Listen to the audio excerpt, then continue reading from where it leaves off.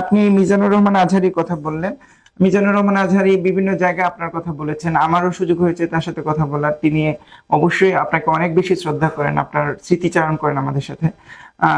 একটু দর্শকদের উদ্দেশ্যে বলবেন, তার ছাত্র জীবনটা আপনি দেখেছেন। মিজানুর রহমান আজহারি তিনি আমাকে বলেছেন যে একেবারে খুব কাছে থাকতেন, আপনার পরামর্শ নিতেন, আপনি তাকে বিভিন্ন কিছু সরাসরি জানিয়েছেন।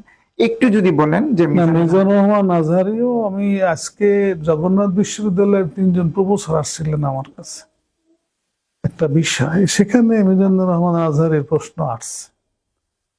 সেখানে আমি যে কথাটা বলছি তোমাকে সেই কথাটা বলি যে ছাত্র জীবন থেকে আখলাকি, মেধাবী এবং বিনয়ী।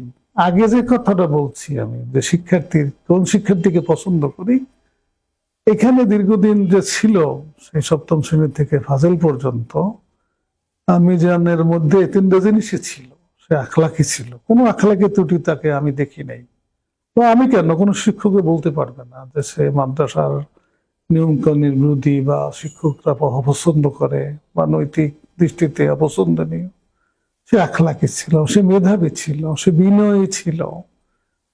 কাজে এগুলা তার আমি মনে করি ভালো দিক, আমি মনে করি এখনো এগুলো তার মধ্যে আছে। আর এই কারণেই হয়তো আল্লাহ তাকে সম্মান দিচ্ছে আর অধিক।